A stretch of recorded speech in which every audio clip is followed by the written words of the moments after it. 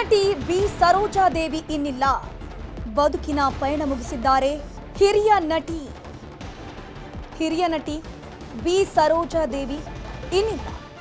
ಬದುಕಿನ ಪಯಣವನ್ನ ಹಿರಿಯ ನಟಿ ಸರೋಜಾದೇವಿ ಅವರು ಮುಗಿಸಿರುವಂಥದ್ದು. 87 ವರ್ಷದ ಬಿ ಸರೋಜಾದೇವಿ ವಿಧಿವಶರಾಗಿದ್ದಾರೆ. 1955ರಿಂದ 2020ರವರೆಗೂ ಚಿತ್ರರಂಗದಲ್ಲಿ ಸಕ್ರಿಯರಾಗಿದ್ದಂತಹ ನಟಿ ಈಕೆ. ಹಿರಿಯ ನಟಿ 2019ರಲ್ಲಿ ತೆರೆ ಕಂಡಂತಹ ನಟ ಸಾರ್ವಭೌಮ ಕೊನೆ ಚಿತ್ರ ಅವರು ನಟಿಸಿರುವಂಥದ್ದು. ಪುನೀತ್ ನಟನೆಯ ನಟ ಸಾರ್ವಭೌಮ ಸಿನಿಮಾದಲ್ಲಿ ಇವರು ನಟಿಸಿದ್ರು. ಅದೇ ಇವರ ಕೊನೆಯ ಸಿನಿಮಾ ಆಗಿತ್ತು. 1955ರಿಂದ ಹಿಡಿದು 2020ರವರೆಗೆ ಇವರು ಸಿನಿಮಾ ರಂಗದಲ್ಲಿ ಸಕ್ರಿಯರಾಗಿದ್ರು. ವಯೋಸಹಜ ಕಾಯಿಲೆಯಿಂದ ಹಿರಿಯ ನಟಿ ಬಳಲ್ತಾ ಇದ್ರು. ಹಿರಿಯ ನಟಿ ಸರೋಜಾದೇವಿಯವರು ವಿಧಿವಶರಾಗಿದ್ದಾರೆ. ತಮಿಳು ಇರಬಹುದು, ಕನ್ನಡ ಇರಬಹುದು, ತೆಲುಗು ಇರಬಹುದು, ಹಿಂದಿ ಚಿತ್ರರಂಗದಲ್ಲೂ ಕೂಡ ನಟಿಸಿದಂತಹ ನಟಿ ಈಕೆ. ಬಹಳಷ್ಟು ಅಭಿಮಾನಿ ಬಳಗ ಕೂಡ ಇತ್ತು. ಸದ್ಯಕ್ಕೆ ಬದುಕಿನ ಪಯಣವನ್ನು ಮುಗಿಸಿದ್ದಾರೆ. ಇದ್ರ ಬಗ್ಗೆ ಮಾತನಾಡೋದಕ್ಕೆ ನಮ್ಮ ಪ್ರತಿನಿಧಿ ಸತೀಶ್ ಕನಕಪುರ ದೂರವಾಣಿ ಸಂಪರ್ಕದಲ್ಲಿ ಜಾಯ್ನ್ ಆಗಿದ್ದಾರೆ. ಸತೀಶ್, ಹಿರಿಯ ನಟಿ ಬಿ ಸರೋಜಾದೇವಿ ಇನ್ನಿಲ್ಲ, ವಿಧಿವಶರಾಗಿದ್ದಾರೆ. ಸದ್ಯಕ್ಕೆ ಅವರಿಗೆ ಏನಾಗಿತ್ತು, ಏನ್ ಸಮಸ್ಯೆಯಿಂದ ಅವರು ಬಳಲ್ತಾ ಇದ್ರು ಅಂತ? ಧನುಶ್ರೀ, ಇದು ನಿಜವಾಗ್ಲೂ ಕೂಡ ಕನ್ನಡ ಚಿತ್ರರಂಗಕ್ಕೆ ಒಂದು ಆಘಾತಕಾರಿಯಾದಂತ ಸುದ್ದಿ ಅಂತಾನೆ ಹೇಳ್ಬೋದು.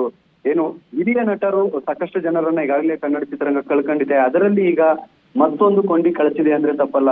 87 ವರ್ಷದ ಅಭಿನಯ ಸರಸ್ವತಿ ಅಂತಾನೆ ಕರೆಸ್ಕೊಳ್ತಾ ಇದ್ದಂತಹ ಬಿ ಸರೋಜಾದೇವಿ ಅವರು ಅನಾರೋಗ್ಯದಿಂದ ಇವತ್ತು ಅವರು ತಮ್ಮ ಕೊನೆಯ ಉಸಿರನ್ನ ಚೆಲ್ಲಿದ್ದಾರೆ ಅಂತಾನೆ ಹೇಳ್ಬೋದು.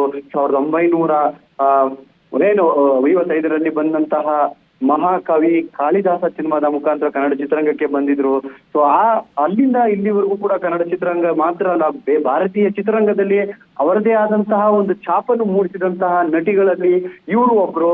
ಸೊ ಈಗ ಇಂಥ ಹಿರಿಯ ನಟಿ ಕಳ್ಕೊಂಡಿರುವಂತದ್ದು ನಿಜವಾಗ್ಲೂ ಕೂಡ ಕನ್ನಡ ಚಿತ್ರರಂಗಕ್ಕೆ ತುಂಬಲಾರದ ನಷ್ಟ ಅಂದ್ರೆ ತಪ್ಪಿಲ್ಲ. ಈಗ ಆಲ್ರೆಡಿ ಅವರ ಕಳೆದ 2-3 ದಿನಗಳಿಂದ ಅವರಿಗೆ ಒಂದು ಆಸ್ಪತ್ರೆಯಲ್ಲಿ ಕೂಡ ಚಿಕಿತ್ಸೆಯನ್ನು ಕೊಡಿಸ್ತಾ ಇದ್ರು. ಆದ್ರೆ ಚಿಕಿತ್ಸೆ ಫಲಕಾರಿಯಾಗದೆ ಇವತ್ತು ಬೆಳಿಗ್ಗೆ 7ರಿಂದ 8 ಗಂಟೆ ಸಂದರ್ಭದಲ್ಲಿ ಅವರು ನಿಧನರಾಗಿದ್ದಾರೆ ಅನ್ನುವಂತ ವಿಚಾರ ತಿಳಿದು ಬಂದಿರುವಂತದ್ದು.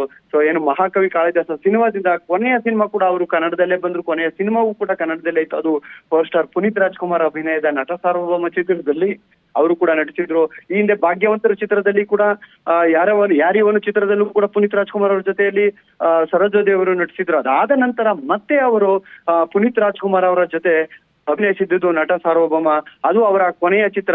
ಸೊ ಒಟ್ಟಾರೆಯಾಗಿ ಈಗ ಸರೋಜಾದೇವಿ ಅವರ ಅಗಲಿಕೆ ಏನಿದೆ ನಮ್ಮ ಕನ್ನಡ ಚಿತ್ರರಂಗಕ್ಕೆ ಅಷ್ಟೇ ಅಲ್ಲ, ಭಾರತೀಯ ಚಿತ್ರರಂಗಕ್ಕೆ ಒಂದು ತುಂಬಲಾರದ ನಷ್ಟ ಅಂದ್ರೆ ತಪ್ಪಲ್ಲ ಧನುಶ್ರೀ.